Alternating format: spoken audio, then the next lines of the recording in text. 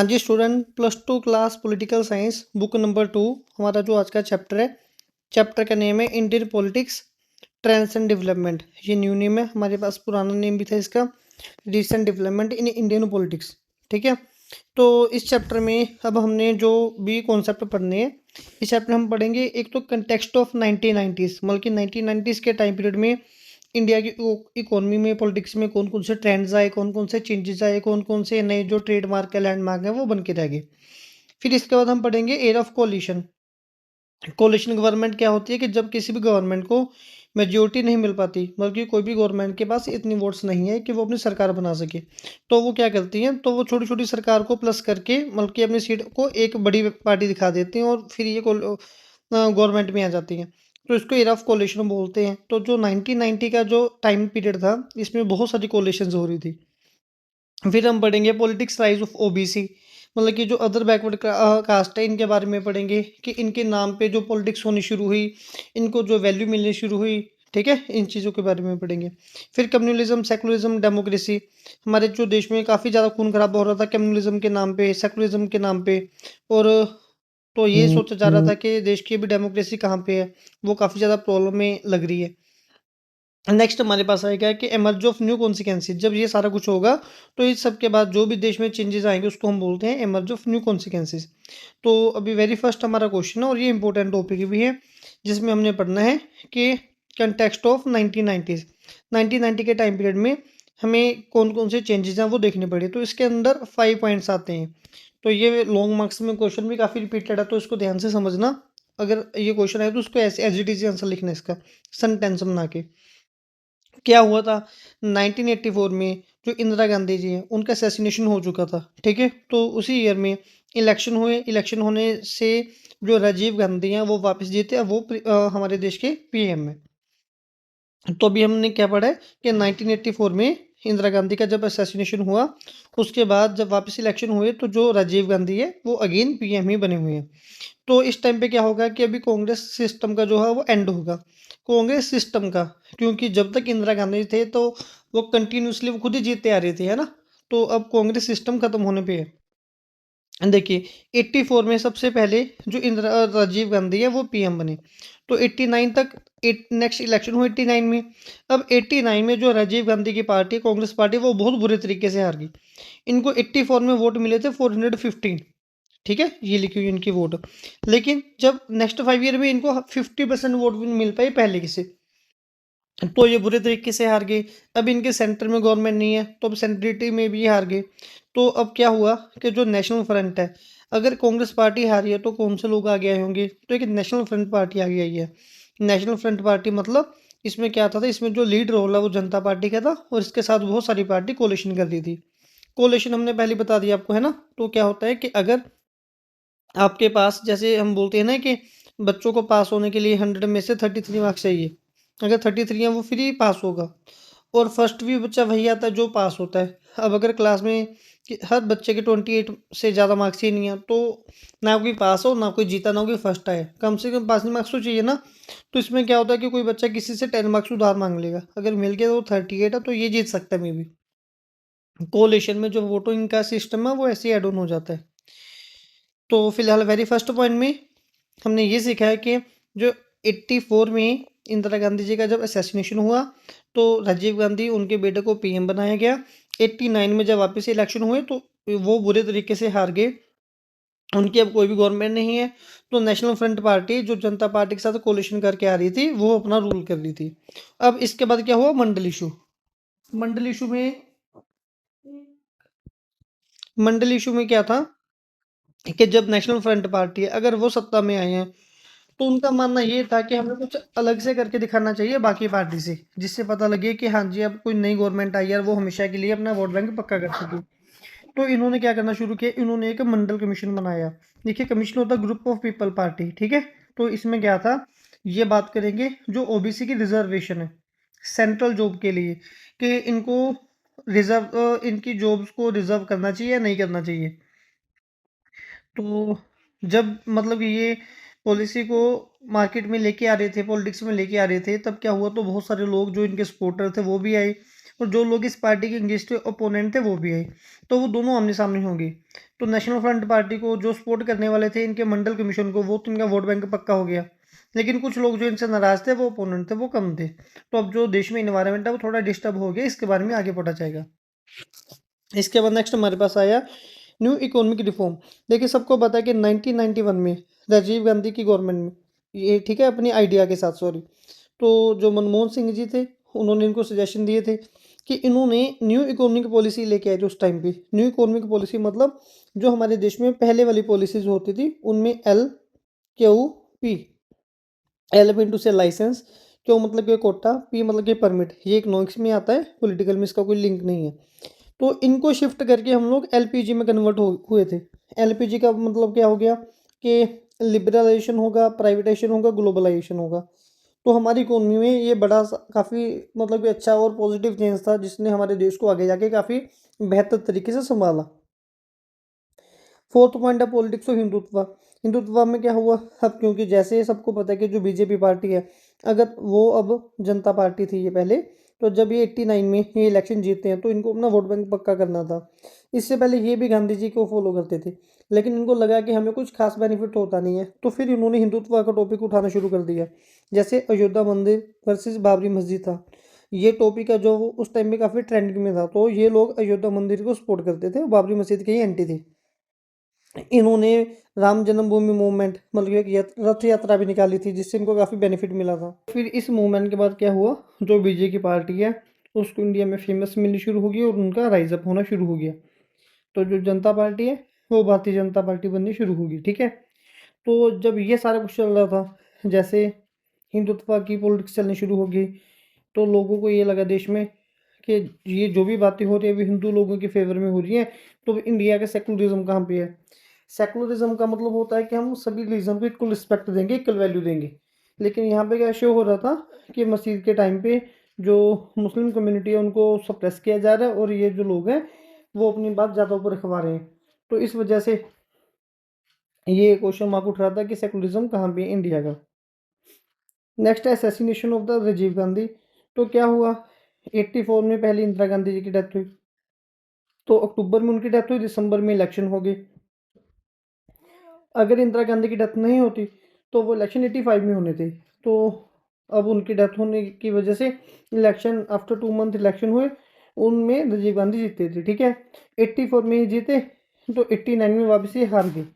तो वो जो नेक्स्ट पार्टी थी वो कंटिन्यूसली काम नहीं कर सकी, इसलिए आफ्टर 2 ईयर 1991 में जो कांग्रेस है वो देश की बहुत बड़ी पार्टी बनी हुई थी, लार्जेस्ट पार्टी बनी हुई थी। तो मई 1991 में क्या हुआ, एक LTTE करके पार्टी है, ठीक है, लिबरल टाइग्रेशन ऑफ तमिल इलम। ये जो लोग हैं ये तमिलनाडु में अपनी कैंपेन चलाते हैं। तो ये लोग क्या थे, ये लोग इंडिया की गवर्नमेंट से नाराज चलते थे। इनका देखिए एक्चुअल में प्रॉब्लम क्या थी कि अगर ये हमारे पास इंडिया है और यहाँ पे श्रीलंका है, तो श्रीलंका के हर देश के अंदर कुछ कॉन्फ्लिक्ट होते हैं, तो वहाँ पे भी कुछ जो लोग हैं वो आपस में लड़ाई झगड़ा कर रहे थे। तो इंडिया ने क्या किया, इसमें एंट्री मारनी शुरू कर दी कि हम साइज में बड़े हैं तो हम आप लोगों का समझौता करवाएंगे। जब प्रॉब्लम नहीं सॉर्ट आउट हुई तो इंडिया ने जो अपनी फौज अपनी आर्मी है वहाँ पे खड़ी करनी शुरू कर दी, ठीक है। तो जो ये LTTE वाले लोग थे तो इनको गुस्सा आना शुरू हुआ कि श्रीलंका में हम लोग अपने सेक्रीफाइस कर रहे हैं, तो इंडिया बेवजह में हीरो क्यों बन रहा है आके। तो इसलिए उन्होंने इंडिया की गवर्नमेंट को कई बार बोला कि आप बीच में मत आओ, तो लेकिन हमें लगता था इंडिया की गवर्नमेंट को कि नहीं, हम श्रीलंका के मैटर को अपने बिहाफ पे सीनियर होने के नाते ख़त्म करवाएंगे। तो इस वजह से जो LTTE के लोग हैं वो कांग्रेस पार्टी जो कि प्रेजेंट गवर्नमेंट थी उसके एंटी चलती थी। तो हुआ क्या, राजीव गांधी तमिलनाडु में किसी कैंपेन में गए, वहाँ पे इनका मर्डर करवा दिया गया, इनका भी असैसिनेशन हो गया। तो अब जैसे जब इनका मर्डर हुआ राजीव गांधी जी का, तो इसके बाद जो नेक्स्ट CM है वो नरसिम्हा राव को बनाया गया, जो कांग्रेस की तरफ से नेक्स्ट CM थे। नेक्स्ट मतलब कि सॉरी PM थे, CM नहीं PM थे, ठीक है। तो अभी फिलहाल ही हमारा वेरी जो फर्स्ट क्वेश्चन था 5 या 6 मार्क्स के लिए वो खत्म हो गया, जो क्वेश्चन था कंटेक्स्ट ऑफ 1990, ठीक है। इसमें हमने ये पढ़ा है कंटेक्स्ट ऑफ 1990 के अंदर 5 पॉइंट्स आए हैं कि सबसे पहले 84 में जब इंदिरा गांधी की डेथ हुई तो राजीव गांधी को PM बनाया गया, तो उनके टाइम पीरियड में क्या क्या हो रहा था। सबसे पहले कांग्रेस सिस्टम का एंड हो गया, ठीक है। 1989 में जो राजीव गांधी है वो बहुत बड़ी हार के साथ इलेक्शन हार गई अपने। और जो नेशनल फ्रंट पार्टी है वो जनता पार्टी के साथ गठबंधन करके सत्ता में थी। फिर जो जनता पार्टी है 1990 में उन्होंने मंडल कमीशन को इमर्ज करना शुरू किया। इन्होंने जो मंडल कमीशन का जो कॉन्सेप्ट है वो लॉन्च किया मार्केट में, जो ओबीसी की रिजर्वेशन से रिलेटेड था। फिर जो सपोर्टर और अपोनेंट उनका लड़ाई झगड़ा चलते आ रहा था। नेक्स्ट क्या हुआ, फिर इसी टाइम पे जो न्यू इकोनॉमिक रिफॉर्म 1991 में जो राजीव गांधी जी ने इंट्रोड्यूस करवाई थी वो चलनी शुरू होगी, ठीक है, जिसमें एलपीजी का कॉन्सेप्ट आया। LPG, liberalisation, privatisation, globalisation. फिर जो बीजेपी पार्टी है वो हिंदुत्व की पॉलिटिक्स से लेके आई। उन्होंने राम जन्मभूमि जैसे अयोध्या मंदिर के कॉन्सेप्ट को उठाना शुरू किया। बाबरी मस्जिद को मतलब कि वहाँ पे इन्होंने डिस्ट्रक्शन करनी शुरू कर दी और बोला कि वहाँ पे हमें अयोध्या मंदिर चाहिए। इसके लिए बहुत बड़ी रथ यात्रा निकाली गई, ठीक है, गुजरात से लेकर अयोध्या तक, और उसको राम जन्मभूमि मूवमेंट बोला गया। बीजेपी राइजअप होगी। लेकिन लोगों ने क्वेश्चन मार्क उठाया, अब इंडिया का सेकुलरिज्म कहाँ पे है। फिर राजीव गांधी का असैसिनेशन में हो जाता है, जब वो इनका जो असैसिनेशन है उसकी जिम्मेवारी लेते हैं श्रीलंका की एलटीटीई ग्रुप वाले लोग, ठीक है, जब वो तमिलनाडु में कैंपेन करने जाते हैं। इनकी डेथ के बाद जो नरसिम्हा राव है वो देश के नेक्स्ट पीएम बन जाते हैं। अभी हमारा नेक्स्ट टॉपिक है एयर ऑफ कोलिशन। देखिए कोलिशन का मतलब मैंने पहले से समझाया हुआ है ना। अगर किसी एक पार्टी के पास मेजोरिटी में गवर्नमेंट नहीं बन पाती, मतलब कि जितनी कम से कम सीटें चाहिए सरकार बनाने के लिए, अगर उतनी सीटें नहीं हो पाती तो गवर्नमेंट क्या करती है, बहुत सारी छोटी छोटी पार्टीज को इकट्ठा करके और एक बड़ी पार्टी बना लेती है और अपनी गवर्नमेंट बना देती है। तो जब अब ये जो 1990 का टाइम पीरियड था, इसमें बहुत सारे कोलिशन हो रहे थे, बहुत सारी पार्टीज के कोलिशन होने शुरू हो रहे थे। तो अब ये इतनी बात नहीं है कि 1989 में अगर कांग्रेस को हरा दिया तो कोई बहुत बड़ी पार्टी दूसरी पार्टी कांग्रेस की जगह ले रही है। तो उस टाइम पे भी कोई एक सिंगल पार्टी ऐसी नहीं है कि जिसको कांग्रेस के साथ रिप्लेस किया जा सकता है, ठीक है, ऐसा कहीं पे कुछ नहीं मिल रहा था। तो अभी फिर लोगों ने करना क्या शुरू किया, तो इस टाइम पे जो era of multi party system, अगर कांग्रेस एक बहुत बड़ी पार्टी है तो बाकी बहुत सारी छोटी छोटी छोटी पार्टी इनको प्लस करके फिर ये कांग्रेस से बड़ी पार्टी बन रही थी। तो मतलब कि मल्टी पार्टी सिस्टम का एरा आना शुरू हो गया। तो जो रीजनल पार्टीज है इन्होंने बहुत क्रूशियल रोल प्ले किया, क्योंकि अगर कोई भी बड़ा एरिया होता था तो वहाँ पे जो छोटी छोटी रीजनल पार्टियाँ जो इलेक्शन के टाइम पे ही एक्टिव होती हैं, उन्होंने अपना काफ़ी अच्छा रोल प्ले किया, वोट बैंक लोगों को संभाला और किसी भी पार्टी को जिताना शुरू करवा दिया। लेकिन 2014, देखिए 2014 में नरेंद्र मोदी देश के पीएम बने थे और वो बीजेपी मतलब ये एनडीए की गवर्नमेंट के साथ बने थे, ठीक है। तो वेरी फर्स्ट टाइम ऐसा हुआ था कि वो बिना किसी कोलिशन के साथ ही जीत गई, वो मेजोरिटी के साथ जीते हैं। अदरवाइज 2014 से पहले कभी भी ऐसा नहीं हुआ कि मेजोरिटी के साथ कोई और सरकार बनी हो देश में, ठीक है, 89 से लेकर 2014 तक ऐसा कभी नहीं हुआ था। अब अभी भी अनस्टेबल पॉलिटिकल इक्वेशन बनती आ रही थी। कभी कभार अगर 1989 में कांग्रेस बाहर होगी बुरी तरीके से, देखिए पहले इंदिरा गांधी के टाइम पे भी एक बार ऐसे हुआ था। अब क्या हुआ कि जो कांग्रेस है वो पार्टी बहुत बुरे तरीके से बाहर होगी, ठीक है। तो लेकिन 1989 में जब जनता पार्टी बनी थी, तो नेक्स्ट इलेक्शन जब 96 में आए तो उसमें बीजेपी बाहर होगी। तो अभी भी कुछ स्टेबिलिटी ऐसी नहीं थी कि देश में कौन सी पार्टी का रूल चलेगा कैसे नहीं चलेगा, है ना। अब लेकिन इसके पीछे क्या रीज़न है कि क्यों ऐसा सीन क्रिएट होते जा रहा था, कि क्यों कुछ भी ऐसा नहीं था कि देश में जो पॉलिटिकल अनस्टेबल बनती आ रही है, इसका रीज़न क्या है। इसका रीज़न है कि एक कोalition गवर्नमेंट, ठीक है। देखिए कोalition गवर्नमेंट में क्या होता है कि जो सरकार है वो छोटी-छोटी सरकार मिलके अपनी एक बड़ी पार्टी बना लेती हैं। तो इसमें ये इकट्ठे होके काम कर लेते हैं जब इन्होंने पार्लियामेंट में जाना होता है, ठीक है। लेकिन जो माइनॉरिटी गवर्नमेंट में क्या होता है कि जो भी कोई गवर्नमेंट है, तब इनकी आइडियोलॉजी के काफ़ी सारे डिफरेंसेस रहते हैं। तो जो अगर किसी एक पार्टी ने इनसे सपोर्ट लिया तो इसका मतलब ये नहीं कि इनके मेंबर अब कैबिनेट में आएँगे, बस इनकी सपोर्ट मिल गई, ये पार्टी को बाहर से ही सपोर्ट करेंगे लेकिन ये कैबिनेट में वहाँ पे जाके नहीं बैठते। तो ये भी कुछ कोalition का कॉन्सेप्ट था कि जो बार-बार पॉलिटिकल में मतलब कि इंस्टेबिलिटी लेके बैठा था। कभी किसको कोalition मिल रही है, कभी किसको कोalition की सपोर्ट मिल रही है। तो कुछ अब पार्टीज़ के नेम है बीकेडी भारतीय क्रांति दल, एसएसपी, संयुक्त सोशलिस्ट पार्टी, ये आगे हम यूज़ करेंगे। नेक्स्ट टॉपिक है हमारा पॉलिटिकल राइज ऑफ ओबीसीज। अब एक कॉन्सेप्ट आया कि अब हम हमारे देश में ओबीसी का कार्ड खेल रहे हैं। अब ओबीसी के नाम पे भी पॉलिटिकल राइज होनी शुरू होगी। देखिए जो एस सी एस टी लोग हैं ये ना शुरू से सफ़र करते आ रहे हैं बी आर अम्बेडकर के टाइम से, उनसे पहले भी। उनके टाइम पे तो ये कॉन्सेप्ट उठना शुरू हुआ था कि जो भी लोग एससी हैं या एसटी हैं, मतलब कि जो बैकवर्ड कास्ट में लोग आते हैं, कि उनको एजुकेशन और सोशल बैकवर्डनेस का सामना करना पड़ता है। मतलब कि उनको समाज में वो रिस्पेक्ट नहीं मिलती जो बाकी लोगों को रिस्पेक्ट मिलती है, ठीक है। तो जो भी एडमिनिस्ट्रेटिव कैटेगरी है उसमें बाकी जो बैकवर्ड क्लासेस हैं उनको भी ऐड करना चाहिए, नहीं करना चाहिए, तो इन चीज़ों का काफ़ी ज़्यादा जो है वो मुद्दा चल रहा था। अब 1977 में क्या हुआ कि जो कांग्रेस की पार्टी है, जब ये इनको ना जो बैकवर्ड कास्ट है उन्होंने अपनी सपोर्ट देनी कम कर दी थी, क्योंकि जो कांग्रेस पार्टी है उस टाइम पे वो बैकवर्ड कास्ट की बात नहीं कर रही थी, तो इसलिए बैकवर्ड कास्ट वाले लोगों ने अपनी कांग्रेस को सपोर्ट देनी बंद कर दी और ये सपोर्ट दे रहे थे जनता पार्टी, मतलब कि नेशनल फ्रंट पार्टी को उस टाइम पे। अब जो जनता पार्टी है जिसके साथ भारतीय क्रांति दल और संयुक्त, ये भी हमने यहाँ पे पढ़ा है ना, संयुक्त सोशलिस्ट पार्टी, ये दोनों पार्टीज को मिला के जब जनता पार्टी बन रही थी। अब ये पावरफुल रूरल बेस, क्योंकि जितने भी बैकवर्ड कास्ट के लोग का रूरल बेस है वो सारे लोग इनको सपोर्ट कर रहे थे उस टाइम पे। अब क्या हुआ कि 1978 में कि मंडल कमीशन का कॉन्सेप्ट उठना शुरू हुआ। इसका मतलब ये था अब ये second backward classes commission, second backward classes के लिए कमीशन बनेगा। इनके जो चेयरपर्सन है उस टाइम पे ये बिंदेश्वरी प्रसाद थे, ठीक है।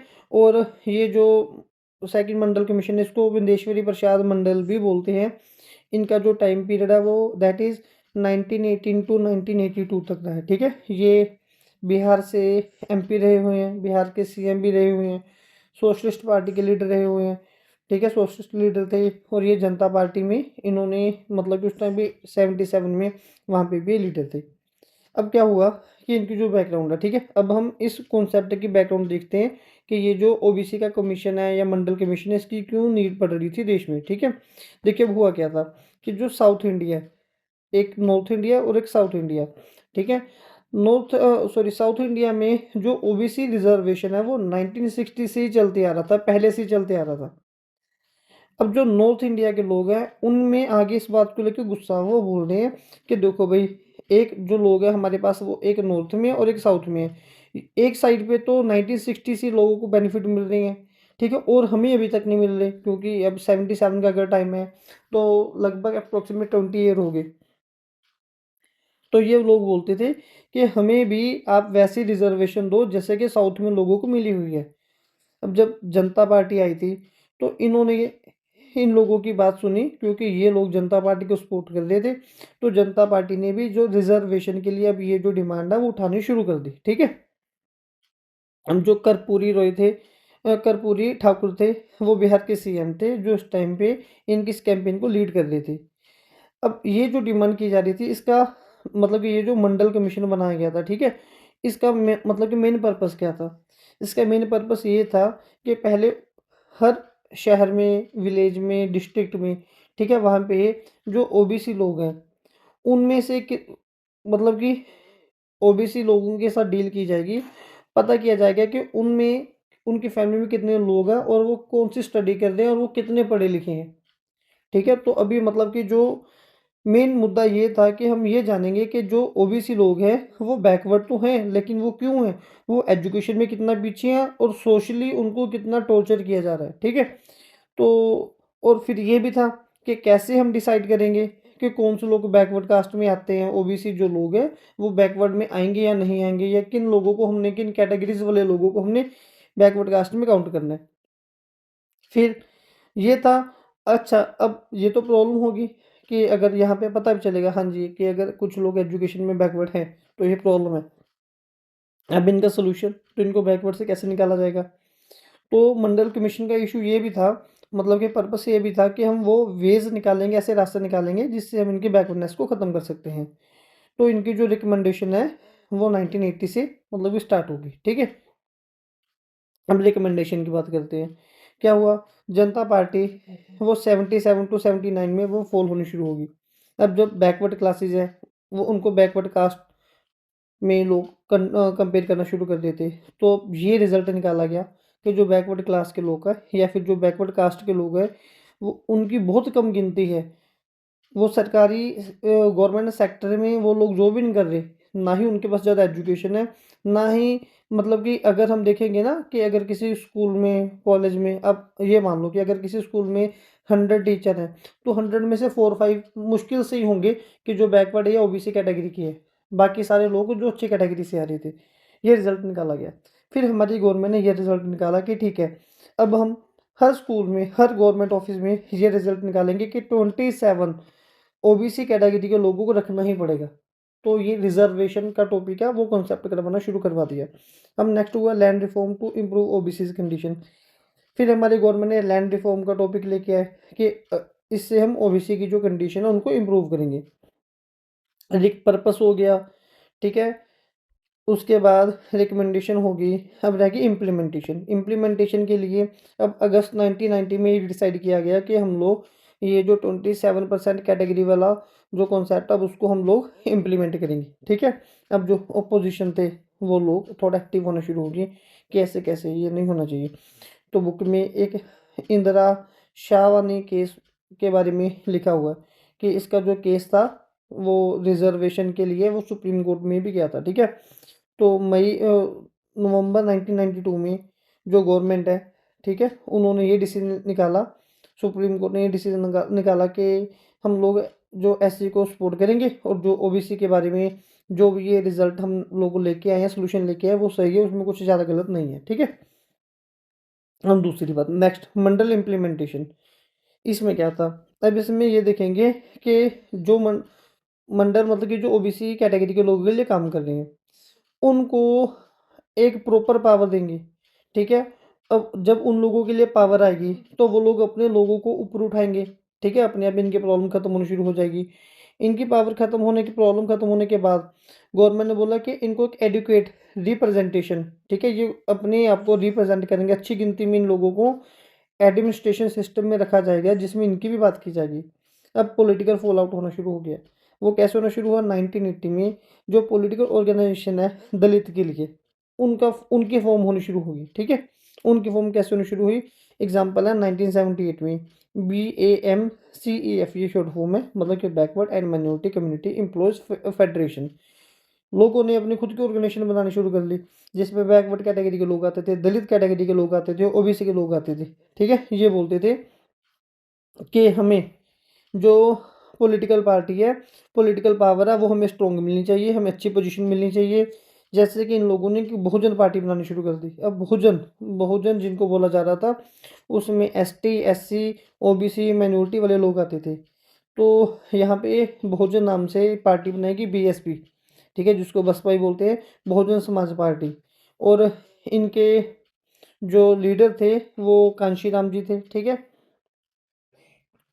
एक बनाएगी बहुजन समाज पार्टी, वो उसमें SC, ST, OBC category minority के लोग हैं। इसके साथ एक बॉडी बनी, पार्टी बनी DS4, मतलब कि DSS। इसकी फुल फॉर्म थी दलित शासित समाज संघर्ष समिति। अब थोड़े टाइम बाद क्या हुआ कि ये जो DS4 है इसको कन्वर्ट कर दिया गया, मतलब कि इसको इसी के साथ मर्ज कर लिया गया बहुजन समाज पार्टी के साथ ही। अब जो बीएसपी है, ठीक है, मतलब कि बहुजन समाज पार्टी, इनको सारे दलित लोग हैं वो सपोर्ट करनी शुरू कर रहे हैं। जिनका जो एलिफेंट है वो एक चौ निशान है। अब सारे दलित लोग इनको सपोर्ट कर रहे हैं, इनको सपोर्ट मिलनी शुरू की पंजाब से, हरियाणा से, यूपी वगैरह से। कांशीराम जैसे मैंने बताया वो इनके फाउंडर थे बीएसपी पार्टी के। अब जो दलित वोटर है उन्होंने बहुत अच्छा काम किया 1989 में और 1991 में, इन्होंने बहुत अच्छा काम किया, ठीक है। बहुत अच्छा काम करते हमेशा से वैसे हुआ, जब भी ऐसे, तो जब लोगों को पावर मिलती है लोग आपस में लड़ना झगड़ना शुरू कर देते हैं, ऐसे यहाँ पे हुआ होगा। कांशी राम जी ने BAMCEF पार्टी बनाई थी, BSP पार्टी बनाई, DS4 पार्टी बनाई। बहुजन एम्पावरमेंट, बहुजन लोगों को, जो बहुजन कैटेगरी में लोग आते थे, SC ST मिनोरिटी वाले लोग, उनको प्राउड फील करवाना शुरू किया कि हम लोग किसी से कम नहीं है। अब क्या हुआ कि जो दलित हैं और ओबीसी हैं कुछ टाइम बाद ये लोग आपस में डिवाइड हो गए। अब जब इनके पास SC भी है और ST भी है, और जब इनको स्टेटस मिलना है तो ST वाले लोगों ने बोला कि हमें दो, इन्होंने बोला हमें दो। अब ये इंटरनली डिवाइड होने शुरू हो गई। जब ये इंटरनली डिवाइड होने शुरू हुए तो गवर्नमेंट का जो काम है वो बड़ा आसान हो गया। तो गवर्नमेंट को लगा कि ठीक है अब लोग आपस में लड़ते जा रहे हैं तो अच्छी बात है, एक बार रिकॉल कर लेते हैं। हमने मंडल कमीशन से शुरू किया था, ठीक है, एरा ऑफ कोलिशन के बाद। अब जो पॉलिटिकल राइज है ओबीसी का, उसमें क्या था, जो SC ST के लोग हैं वो हमने ये पढ़ा था कि वो लोग समाज में बैकवर्डनेस के साथ सफ़र कर रहे थे। तो जो हमारी एडमिनिस्ट्रेशन कैटेगरी है, तो उन्होंने बोला था कि हाँ जी, हमें बैकवर्ड कास्टों को अपने साथ लेके चलना चाहिए। 1977 में जो कांग्रेस पार्टी को इन लोगों ने सपोर्ट करनी काफ़ी कम शुरू कर दी, क्योंकि इनकी सपोर्ट है वो बीजेपी पार्टी मतलब कि जनता पार्टी को मिलनी शुरू हो रही थी। तो मंडल कमीशन जो बनाया गया था, उनके जो हेड थे वो विंदेश्वरी प्रसाद मंडल के नाम से इनको बोलते हैं। और उन इनके हेड का नाम था, चेयरपर्सन का नाम था बिंदेश्वरी प्रसाद।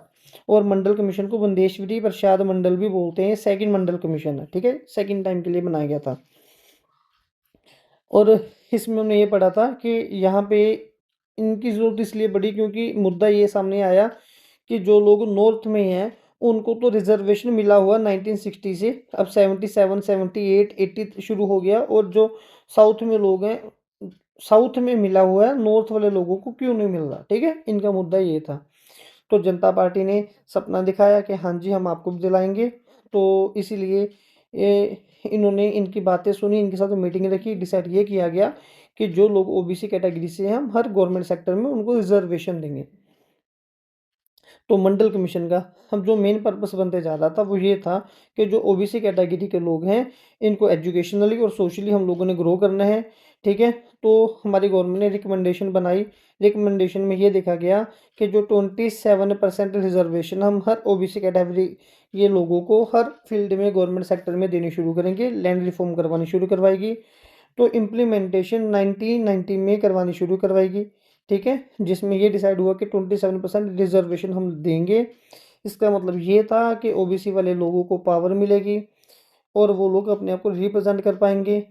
और जो 78 के टाइम पे बहुजन समाज पार्टी बननी शुरू हुई, जिसमें एससी एसटी ओबीसी माइनॉरिटी के लोग थे, और इनके फाउंडर थे कांशीराम जी।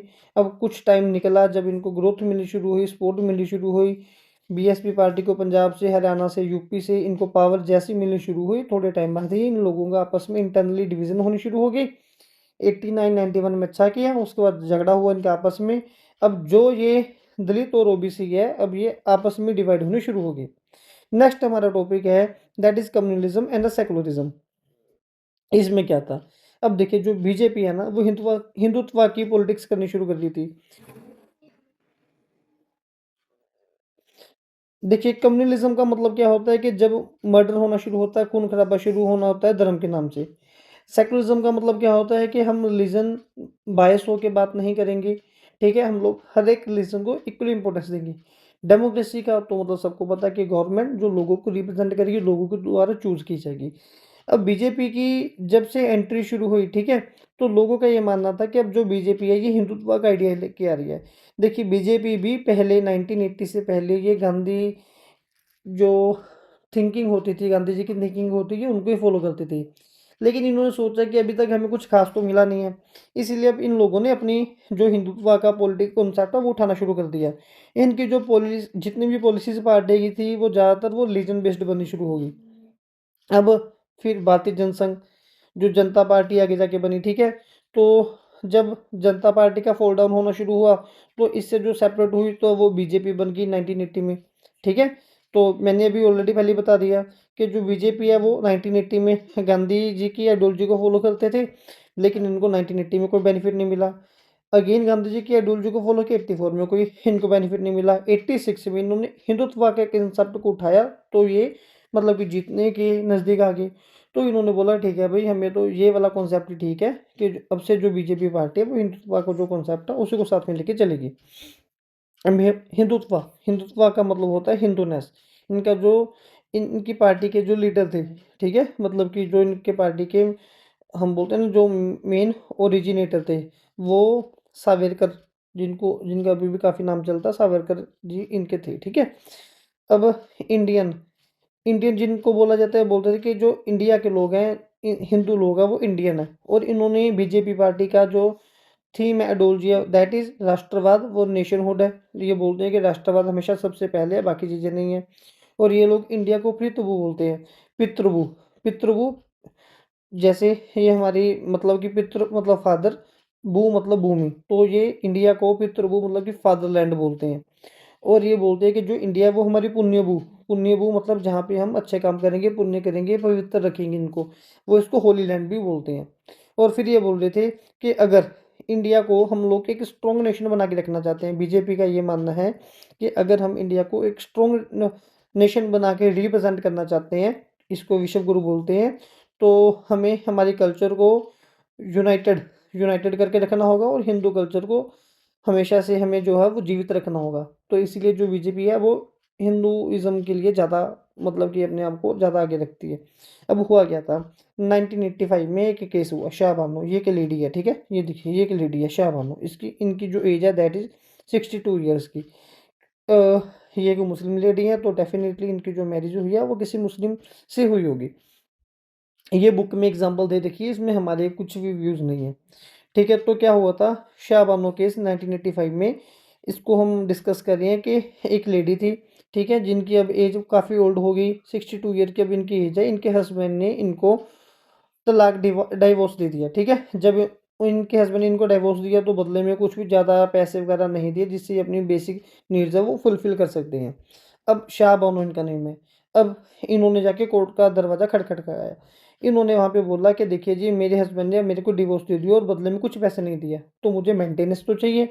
तो सुप्रीम कोर्ट ने क्या बोला कि हाँ जी, बात तो सही है कि ये देने पड़ेंगे और डाइवोर्स तो गलत है। तो अब जितने भी मुस्लिम ऑर्थोडॉक्स थे, ऑर्थोडॉक्स होता है कि जो कट्टरता वाले होते हैं या जो पुराने सोच विचार वाले होते हैं, उन लोगों ने बोला कि जो कांग्रेस पार्टी है, क्योंकि इस टाइम पे कांग्रेस की गवर्नमेंट 85 में, ठीक है ना, जो राजीव गांधी पीएम थे, इन्होंने बोला कि सुप्रीम कोर्ट ने अगर ये डिसीजन सुनाया है तो इट मीन टू से कांग्रेस पार्टी भी साथ ही मिली हुई है। तो वो बोल रहे थे कि कांग्रेस पार्टी हमारे रिलीजन के साथ छेड़छाड़ कर रही है। उनका मानना ये था कि हमारे रिलीजन में मैरिज एक कॉन्ट्रैक्ट है, इसको हम कभी भी ख़त्म कर सकते हैं अगर हमारी मैरिज अच्छे से नहीं चल रही और हमें 3-4 मैरिज तक की परमिशन मिली हुई है। तो जो शाबानो का केस है उसमें पुलिस का, कोर्ट का कोई भी काम नहीं है, उसको एक केस है जो ख़त्म कर देना चाहिए। अब जो कांग्रेस पार्टी थी, उनको लगा कि बात तो अगर हम शाह बानो के फेवर में बात करेंगे तो हमारा बहुत बड़ा वोट बैंक है वो खराब हो रहा है, ठीक है। तो अब क्या था, जो मुस्लिम ऑर्थोडॉक्स थे उन्होंने बोला जी इनमें जो मुस्लिम मतलब कि वुमेन भी हैं, उन्होंने बोला कि प्रोटेक्शन ऑफ राइट है, तो ये चीज़ गलत है। तो कांग्रेस गवर्नमेंट ने एक डाइवोर्स के लिए एक्ट 1986 में ये पास कर दिया कि मतलब कि अगर वो लेडी नॉन मुस्लिम होती तो डेफिनेटली कोर्ट इसका इसमें इंटरफेरेंस करती है। अब क्योंकि उनके रिलीजन में ये चीज़ मैटर नहीं करती, तो इसमें कोर्ट का कुछ खास लेना देना नहीं है। तो सुप्रीम कोर्ट, ठीक है, वो इंटरफेरेंस कर रही है मुस्लिम पर्सनल लॉ में, तो ये ब्लेम लगा दिया ऑर्थोडॉक्स वगैरह ने। तो कांग्रेस को भी लगा कि हमने हमारे वोट बैंक है वो क्यों ख़राब करने हैं। तो बहुत सारे लोगों ने, वुमेन ने, मुस्लिम ऑर्गेनाइजेशन ने, वो उन्होंने कांग्रेस गवर्नमेंट को क्रिटिसाइज़ करना शुरू कर दिया। अब नेक्स्ट आया अयोध्या डिस्प्यूट, ठीक है, ये हमारा काफ़ी इंपॉर्टेंट टॉपिक और रिसेंट टॉपिक है। अयोध्या डिस्प्यूट में क्या हुआ, देखिए, हिंदू बोलते हैं कि उनके जो राम भगवान है उनका जो बर्थ हुआ था वो अयोध्या में हुआ था। तो जहाँ पर उनका उनकी बर्थ प्लेस है वहाँ पे एक टेम्पल बना हुआ है, ठीक है। लेकिन क्या हुआ, 500 ईयर पहले, 500-600 ईयर पहले बाबर नेम पे एक राजा आया, ठीक है। उसके जो जनरल थे जिनका नेम था मीर बाकी, उन्होंने वहाँ पे जो टेम्पल बना हुआ था उसको ख़राब कर दिया।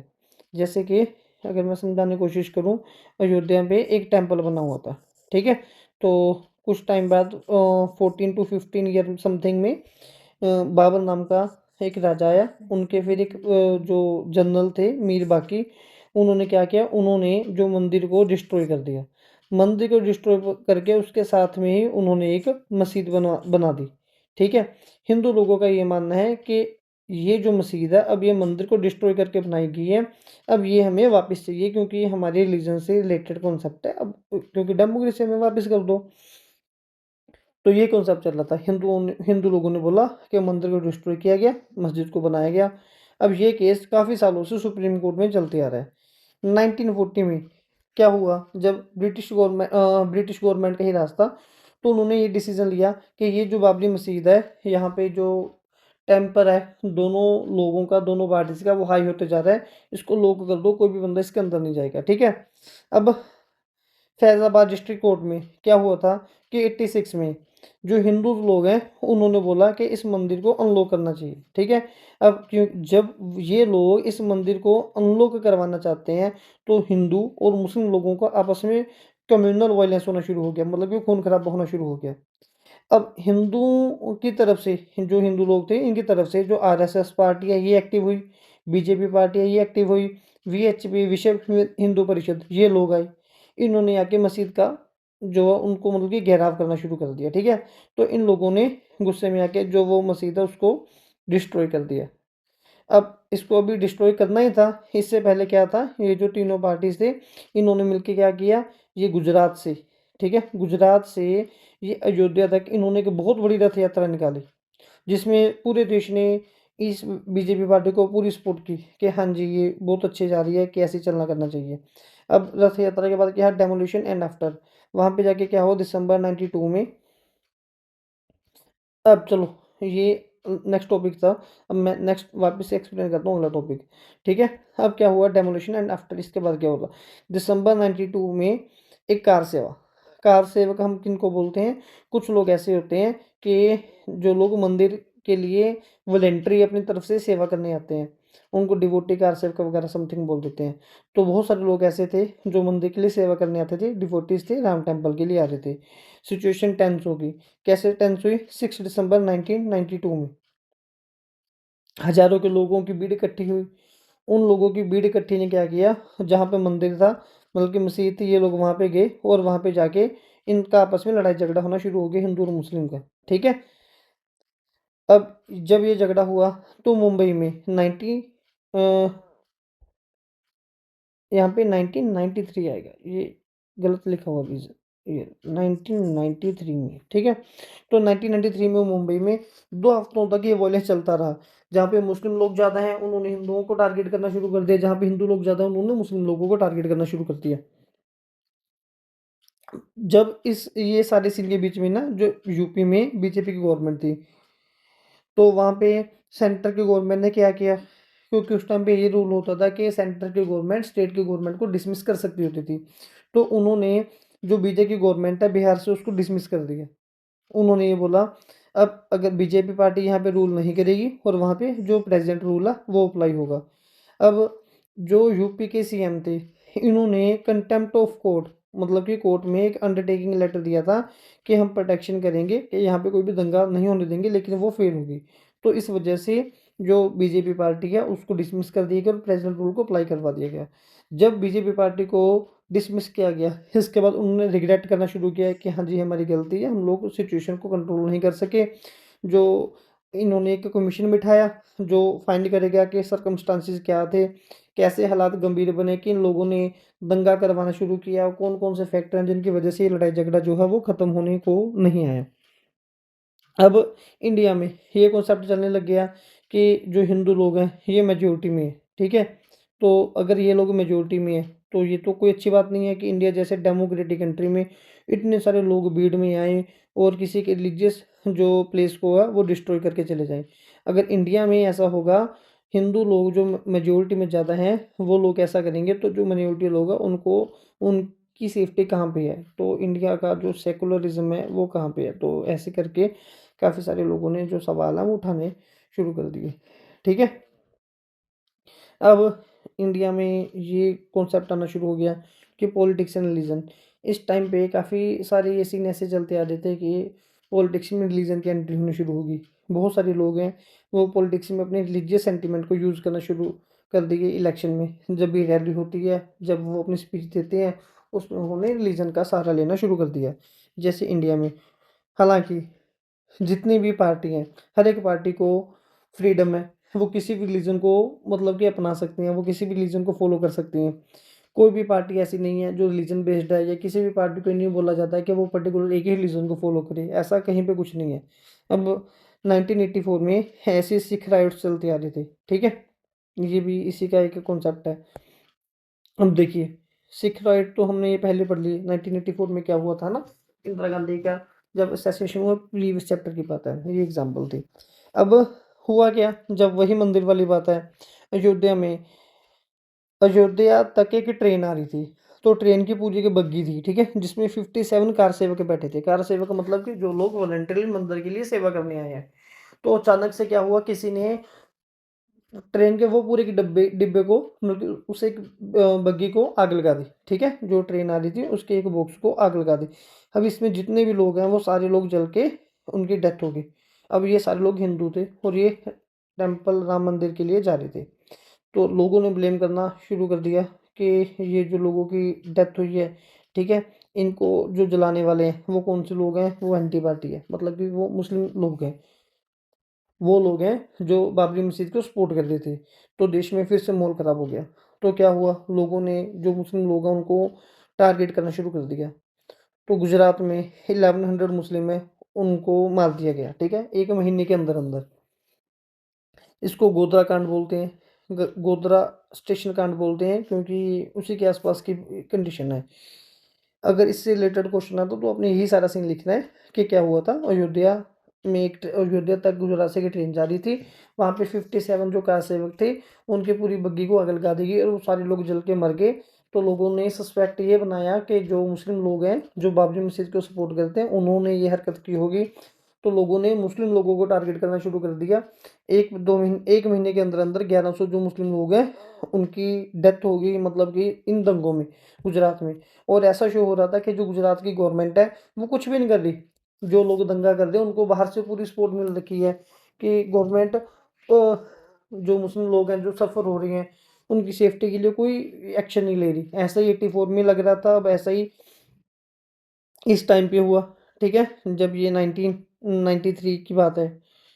तो अब यही क्वेश्चन बना हुआ है जो एग्जाम में कई बार आता है कि as in case of anti Sikh riot 1984, जब 1984 में दंगे हुए थे, जब लोग सिखों के खिलाफ जा रहे थे, तो गुजरात में भी कुछ ऐसा शो हुआ कि गुजरात जो गवर्नमेंट मशीनरी है वो फेल होगी। आप प्रूव कीजिए, तो आपने ऊपर वाले पॉइंट लिखना, ठीक है। इसमें आप ये वाला पॉइंट भी ऐड कर सकते हो कि एनएचआरसी जो नेशनल ह्यूमन राइट कमीशन है उन्होंने क्रिटिसाइज किया गुजरात की गवर्नमेंट को। उन्होंने बोला पहली बात तो फर्स्ट अटेम्प्ट पे ही आग नहीं लगनी चाहिए थी। अगर आग लग गई तो 57 लोग मरे हैं। तो अब ये कहीं से क्लियर नहीं है कि इन्होंने मारे हैं। अगर लोग मर भी गए तो वापस में 57 अगर मरे हैं तो रिटर्न में 1100 नहीं मरने चाहिए थे। अगर वो मरे हैं तो गुजरात की गवर्नमेंट को पूरा पूरा क्रेडिट जाता है कि उन्होंने जान के सारे जो सिस्टम का वो फेल करवाया। और इसके बाद अब जो 57 लोग मरे हैं या फिर जो 1100 लोग मिले हैं, किसी को भी कुछ ज़्यादा रिलीफ नहीं मिला जो विक्टिम थे, ठीक है। और जिन लोगों ने 57 पीपल को मारा है या जिन लोगों ने 1100 पीपल को मारा है उनको किसी को भी कोई खास बहुत बड़ी पनिशमेंट नहीं मिली, ठीक है। वो सारे लोग बस दंगा देश में माहौल ख़राब करके वो चले गए। अब रिजल्ट क्या हुआ, जो इलेक्शन कमीशन था उसने इलेक्शन को पोस्टपोन कर दिया। उनका रीज़न ये था कि अगर लोग वोटिंग करने आएंगे, ये नहीं पता कि वापस कोई फिर इनके ऊपर कोई शूट कर दे या खतरा कर दे, फिर से कोई ना कोई प्रॉब्लम क्रिएट होगी। तो चलिए बस अब हमारा जो लास्ट टॉपिक है that is emergence of the new consensus, ठीक है। इसके बारे में भी हम पढ़ेंगे क्या हो रहा था। अब लोकसभा के इलेक्शन है 2004 में हुए हैं, ठीक है। अब ये 14th इलेक्शन थे जो लोकसभा के, मतलब कि 2004 देश में कौन पीएम रहेंगे उसके लिए इलेक्शन हुए थे। ये 14th इलेक्शन था, ठीक है। इस टाइम पे क्या था, जो कांग्रेस पार्टी है उन्होंने अपना यूनाइटेड प्रोग्रेस अलायंस बना रखा था। इसके जो हेड है वो कांग्रेस पार्टी है और इन्होंने बहुत सारी पार्टी के साथ कोलिशन कर रखा था, अलायंस बना रखा था। इनको सपोर्ट कर रहे थे लेफ्ट फ्रंट वाले लोग। लेफ्ट फ्रंट वाले लोग कौन से होते हैं, जो लोग बोलते हैं कि सोशलिस्ट पैटर्न नहीं होना चाहिए, गरीब लोगों को साथ में लेके चलेंगे, ठीक है। जो मार्केट कंपटीशन है वो ज़्यादा नहीं होना चाहिए, गवर्नमेंट की इंटरफेरेंस ज़्यादा होनी चाहिए, वो लोग ये वाली सोच रखते हैं। शुरू से इंदिरा गांधी, जो जो नेहरू जी हैं, इंदिरा गांधी हैं, वो भी यही आइडियोलॉजी लेके आ रहे थे। तो भी 2004 के टाइम पे भी कांग्रेस के पास यही आइडियोलॉजी थी, तो इनको ये लोग सपोर्ट कर रहे थे, ठीक है, पार्टी रिवाइवल वाले लोग। तो अब क्या था, लेकिन जो दूसरी साइड है, अच्छा, अब 1990 के बाद कुछ ही ऐसी पार्टी थी जो अच्छे परफॉर्म करके दिखा रही थी, जिसमें एनडीए आ रहा था, यूपी आ रहा था, ठीक है। यूपी है वो कांग्रेस की पार्टी बनी हुई थी, United progress alliance, LFP party या कुछ और अदर्स पार्टी थी। अब जो एनडीए पार्टी है वो बीजेपी की पार्टी बनी हुई थी। अब क्या हुआ कि 2004 में कांग्रेस इलेक्शन जीती और इन्होंने मनमोहन सिंह जी को देश में के लिए पीएम घोषित किया और वो इमर्ज होकर सामने आए। इनका कंपटीशन था नेशनल डेमोक्रेटिक अलायंस से, ठीक है, एनडीए के साथ। इसमें जो बीजेपी है वो हार जाती है, वो इसकी हेड होती है, वो नहीं जीत पाई। तो 2004 में पहले ये इलेक्शन हुए, कांग्रेस जीती। फिर उसके बाद 2009 में हुए, जो मनमोहन सिंह ने वो रिपीटली जीते, वापस फिर से वो जीते। अब जो नेक्स्ट इलेक्शन था 2009 वाला, वो 15th इलेक्शन था, 15th, ठीक है। ये कांग्रेस हार, मतलब कि कांग्रेस ही इस इलेक्शन को जीती थी। अब 2014 में जब इलेक्शन होने थे तो बीजेपी पार्टी की इनकी हेड थी एनडीए, ठीक है। तो ये सबको पता है कि जो नेशनल डेमोक्रेटिक अलायंस, तो इस टाइम पे जो नरेंद्र मोदी है वो इनके हेड बन के आए और वो जीते 2014 में, 19 में भी वही जीते, 24 में भी फिर वही जीते हैं, ठीक है। अब ग्रोइंग कंसेंसस में क्या होता है कि हमने ये देखना है कि देश में इतना कुछ चलते आ रहा है, इतनी सारी पॉलिटिक्स चेंज होती आ रही है, हर लोगों के अपने अपने अलग अलग व्यूज़ हैं, लेकिन फिर भी 3-4 मतलब कि 4 एलिमेंट ऐसे थे जिसके ऊपर सारी पार्टीज अपना एग्रीमेंट करके बैठी थी, ठीक है। 4 पॉइंट्स ऐसे थे जिनको सारी की सारी पार्टी वो अग्री कर रही थी। कैसे, वो कौन कौन सी थी? सबसे पहला, agreement on new economic policies. New economic policies कौन कौन सी थी? जिसमें इंट्रोड्यूस करवाया गया था एल पी जी को। L for liberalisation. लिबरलाइजेशन का मतलब क्या था कि जो गवर्नमेंट रोल अपना कम रखेगी, प्राइवेट सेक्टर को पूरी जिम्मेवारी मिलेगी कि वो भी डेवलपमेंट कर सकते हैं, अपनी इंडस्ट्री अपने ग्रोथ कर सकते हैं, लाइसेंस वगैरह गवर्नमेंट से ज़्यादा मांगने की ज़रूरत नहीं है। आगे गवर्नमेंट ज़्यादा काम खुद करती थी, अब गवर्नमेंट ने ज़्यादा सेक्टर प्राइवेट सेक्टर को दे दिए और गवर्नमेंट ने बोला कि हम आपकी सपोर्ट करेंगे, बस आप देश को ग्रोथ की तरफ लेके चलिए। पी का मतलब था प्राइवेटाइजेशन, ठीक है। प्राइवेटाइजेशन भी आपको समझा दिया। जैसे गवर्नमेंट ने अपने बैरियर कम किए तो गवर्नमेंट के अंदर जितने भी सेक्टर आ रहे थे, बस गवर्नमेंट को लगा कि अब ये सारे प्राइवेट सेक्टर को सेल कर देनी चाहिए। गवर्नमेंट ने अपने हाथ मतलब कि खुद स्टेप बैक किया और अब ये चीज़ें प्राइवेट सेक्टर को सेल करनी शुरू कर दी कि अब से आप लोग इसको संभालोगे। जी फॉर ग्लोबलाइजेशन। ग्लोबलाइजेशन का मतलब ये था कि अगर इंडिया है तो इंडिया को परमिशन है, इंडिया के बिजनेसमैन को, ये किसी भी देश से सामान मंगवाएं बेचें, बस हमें जो हमारा बनता है वो टैक्स दे दिया करें, वो अच्छी बात है। तो इसीलिए एक तो अब देश की जितनी भी पार्टी थी वो सारे लोग एक न्यू इकोनॉमिक पॉलिसी को वो एक्सेप्ट कर रही थी। उन सबका मानना ये था कि ये जो न्यू इकोनॉमिक पॉलिसीज हैं ये देश को इकोनॉमिकली ग्रो करेंगे। सेकंड वन इज कि acceptance of political and the secular claim of the backward का कास्ट। तो हमारे जो हमारे जितने भी पॉलिटिकल पार्टी हैं, जो लोग हैं, सब ने इस चीज़ के साथ वो एग्री हुए कि जो बैकवर्ड कास्ट हैं इनको अच्छी बात है कि हम लोग इनको भी इम्पोर्टेंस दे रहे हैं, हम इनको पॉलिटिक्स में लेके आ रहे हैं। और इन लोगों ने बहुत अपना क्रूशियल रोल प्ले किया पार्टीज को जितवाने में। और इसके साथ इन लोगों को भी आगे रखा गया, जब इनको रिजर्वेशन मिली, इन लोगों को पार्टीज में सीट मिलनी शुरू हुई, तो इनके क्या मेन प्रॉब्लम है इन लोगों की वो भी इमर्ज होनी शुरू हुई, जिन्होंने देश को और भी स्ट्रॉन्ग करना शुरू कर दिया। फिर उसके बाद थर्ड हमारे पास के रोल ऑफ स्टेट लेवल, ठीक है। जो छोटी छोटी पार्टीज है, गवर्नेंस ऑफ कंट्री। अब क्या था, जो बहुत छोटी छोटी पार्टी थी, बिल्कुल छोटी छोटी पार्टी जो बहुत लोकल लेवल पे काम करते हैं, अब अगर हमने इतनी छोटी छोटी पार्टीज को उठा के, ठीक है, हम देश की एक बहुत बड़ी सरकार बना रहे हैं, मेन गवर्नमेंट बना रहे हैं, तो अब ये देखो इस गवर्नमेंट में ने कितनी बारीकी तक काम किया हुआ है। तो अगर इतनी अंडरग्राउंड लेवल से गवर्नमेंट बन के आएगी तो डेफिनेटली देश की ग्रो होगी, ठीक है। तो जो छोटी पार्टीज थी उन्होंने भी अपना बहुत अच्छे से रोल प्ले करना शुरू कर दिया, तो इसमें ये समझाया गया। अब जो फोर्थ पॉइंट था that was pragmatic consideration. Pragmatic consideration plus ideology agreement. अब इसमें क्या था देखिए, प्रैग्मेटिक का मतलब क्या हुआ कि जो अलग अलग पार्टीज है वो इकट्ठी होकर काम कर रही हैं, लेकिन जो आइडियोलॉजी है वो उनकी चाहे डिफरेंट हो सकती है। अगर कोई पार्टीज आपस में कोalition कर रही हैं, अगर देखिए अगर तो वो एक ही पार्टी है, तो अगर उनकी आइडियोलॉजी एक ही है फिर वो डिफरेंट डिफरेंट पार्टी क्यों बन रही है? अगर उन सबकी आइडियोलॉजी सेम ही होती तो वो डिफरेंट डिफरेंट पार्टी ना बनाते अपनी। उनकी पार्टी डिफरेंट बनाने का मतलब ये है कि उनकी आइडियोलॉजी डिफरेंट है, लेकिन जब उन्होंने गवर्नमेंट बनानी होती है तो वो सारे इकट्ठे हो जाते हैं, ठीक है। इकट्ठे होने के बावजूद वो लोग कोalition में गवर्नमेंट बनाते हैं। अगर उनकी आइडियोलॉजी डिफरेंट है, वो अपनी आइडियोलॉजी डिफरेंट होने की वजह से आपस में कोई ज़्यादा लड़ाई झगड़ा नहीं रखते, लेकिन बस गवर्नमेंट एक बना के रखते हैं। एग्जाम्पल है जैसे कि बीजेपी गवर्नमेंट, वो पूरे देश में हिंदुत्व के नाम से फेमस है। सबको पता है कि वो हिंदुत्व के टॉपिक को उठाती है, हमेशा से वैसे इलेक्शन जीतती है। लेकिन जो एनडीए पार्टी है वो ऐसी कभी भी बात नहीं करती कि हिंदुत्व वगैरह के लिए, ठीक है। लेकिन वो अभी तक बीजेपी को पूरी सपोर्ट करती आ रही है, ठीक है। तो ये मतलब कि इसमें हमने पढ़ा था। फिलहाल ये भी एक फोर जो कंसेंसस हैं उनके जो मेन मतलब कि लॉन्ग मार्क्स में क्वेश्चन आ सकता है, तो 4 पॉइंट्स है जो अपने याद रखने हैं। सबसे पहले कि जो न्यू इकोनॉमिक पॉलिसीज आई सबने एग्रीमेंट कर दिया। फिर जो बैकवर्ड कास्ट थी, बैकवर्ड कैटेगरी के लोग थे, उनका जो रोल था, उनको जो रिजर्वेशन थी, उनको जो इम्पोर्टेंस मिलनी शुरू हुई वो सबको अच्छी लगी। फिर उसके बाद जो मतलब कि बिल्कुल स्टेट लेवल की, लोकल लेवल की जो पार्टीज़ थी, ठीक है? उनका रोल था, वो भी सबको अच्छा लगा। अब जो ये आइडियोलॉजी डिफरेंसेस हैं, वो सारी पार्टीज़ ने एक्सेप्ट की। इसमें कुछ ज़्यादा दिक्कत वगैरह नहीं रही।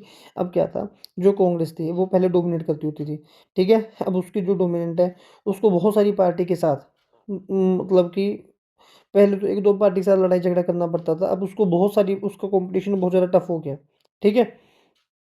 तो कांग्रेस बोलती है कि ठीक है, जो भी पार्टी आएगी कोई बात नहीं है, लेकिन देश में जो पॉवर्टी है इसको ख़त्म करना चाहिए और जो डेमोक्रेटिक कंसेंसस है, वो हमेशा बनाए रखना चाहिए। जैसे कांग्रेस के टाइम पे भी कुछ मतलब कि ऐसे नहीं है कि अगर किसी भी पार्टी का राज हो कि वो देश से डेमोक्रेसी ख़त्म करे, ऐसा कभी कुछ भी नहीं होना चाहिए। तो ये फाइनली हमारा चैप्टर था। आई होप आप सबको ये चैप्टर समझ में आया होगा।